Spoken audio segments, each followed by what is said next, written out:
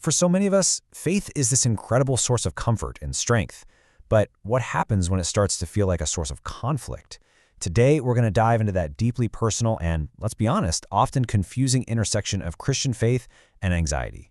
See, for a lot of people of faith, anxiety isn't just a mental struggle, it becomes a spiritual one.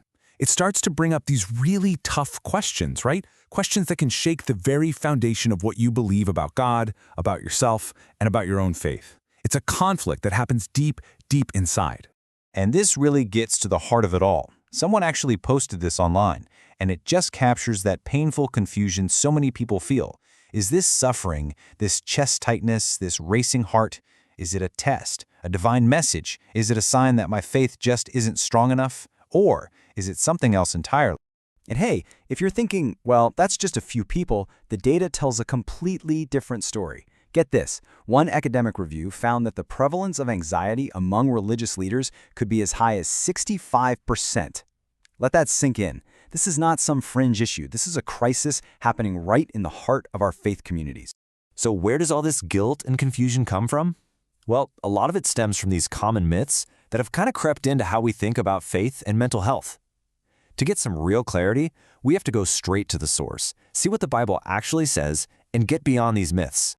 Okay, let's talk about myth number one.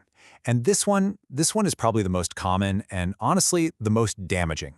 It's this idea that if you just believed more or prayed harder or had stronger faith, all that anxiety would just disappear.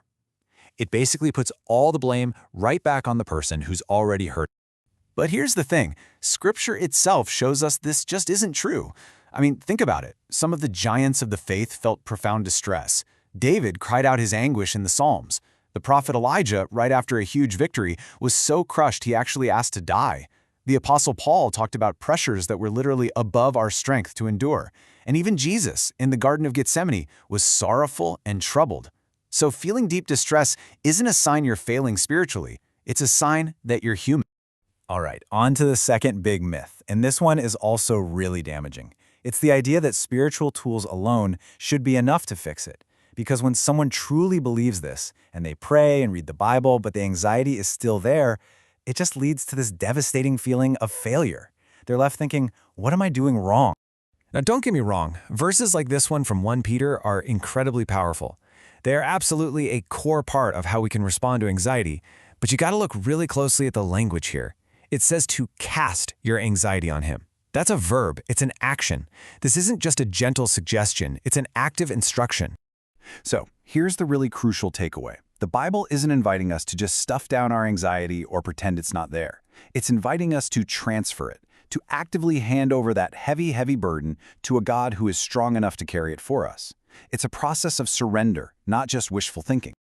Okay, so this whole idea of actively engaging with our struggles, that brings us to a really critical distinction we need to make. Faith is absolutely essential, but if we want a clear vision for healing, we have to understand the different tools we have and recognize that spiritual discipleship is not the same thing as therapy. Let's break this down. They have different goals, right? Discipleship, its goal is spiritual formation, to help you become more like Christ. It often gives answers from Scripture, and it's for everyone. Therapy, on the other hand, its goal is to improve how you function mentally and emotionally. It often works by asking questions to help you find your own answers. It's focused on correcting distortions in our thinking, and it's for those who need that specific kind of support. See? They're not fighting each other. They're working together. There's a really great way to think about this. Therapy is like cleaning the lenses of your glasses. It doesn't change what you're seeing, but it gets rid of all the smudges and the blurriness so you can see things more clearly. And that includes seeing yourself and God more clearly. This next quote is so profound. It came from someone sharing their personal story. They explained that their mental health crisis, their severe anxiety, actually became the very thing that forced them to look at hidden issues they had been ignoring for years. Basically, their illness was what finally pushed them to find a deeper, more real kind of healing. Like they said, their breakdown led to a breakthrough. So what does this actually look like in real life? Putting it all together. Let's talk about an integrated toolkit with some concrete, actionable steps you can take. And remember, this isn't about choosing one or the other. It's about using all the resources available to find real peace. Okay, so from the spiritual side of things, we've got a really powerful toolkit. First up, pray with sincerity. That means just opening your heart to God, even if your words are a mess or it's just tears. Second, meditate on the Word. Let Scripture bring some clarity and comfort and hope into your thoughts.